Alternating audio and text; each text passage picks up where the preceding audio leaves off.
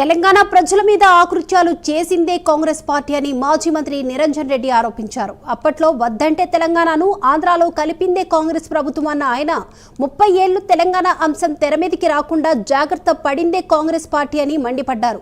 రాజకీయ అవకాశం కోసం మాత్రమే జై తెలంగాణ అన్నారే తప్ప అందరూ స్వార్థపరులే అని కూడా తెలిపారు. తెలంగాణ ఉద్యమ సమయంలోనూ కాంగ్రెస్ పార్టీ నేతలెవరూ జై తెలంగాణ అనలేదని, అందుకే సీఎం రేవంత్ రెడ్డిని పొలిటికల్ లక్కీ భాస్కర్ అన్నామని ఎద్దేవా చేశారు. తెలంగాణ ఉద్యమంలో ఆయన పాత్ర లేదు, కాంగ్రెస్ పార్టీ చేసిన నామమాత్రపు ఉద్యమంలోనూ పాల్గొనలేదని కూడా గుర్తు చేశారు.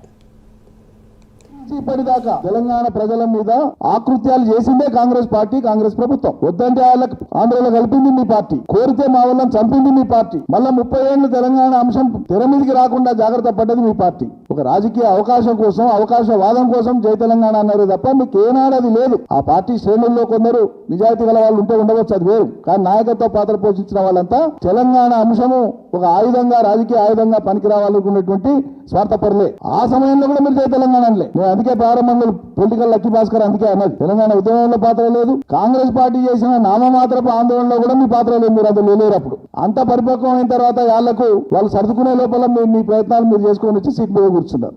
ఇక అది మింగుడు అనేటువంటి వాళ్ళే వాళ్ళు రాజగోపాల్ రెడ్డి లాంటి వాళ్ళే 10 ఏళ్ళు దేవుడరు ఈ టర్మ్ ఉండాలి, మాది నేషనల్ పార్టీ అని చెప్పి బహిరంగంగానే మాట్లాడారు. దానికి చెప్పుకోండి జవాబు. కేసీఆర్ ను మరిపించే పాలన మీరు నిజంగా మొదలు పెట్టి ఉంటే తప్పకుండా పాలమూరు ప్రజలు పునరాలోచించే వాళ్ళేమో అబ్బా బాగా చేస్తున్నాడు. అప్పటి నుంచి ఇప్పటిదాకా తెలంగాణ ప్రజల మీద ఆకృత్యాలు చేసిందే కాంగ్రెస్ పార్టీ, కాంగ్రెస్ ప్రభుత్వం. వద్దంటే వాళ్ళకి ఆంధ్రలో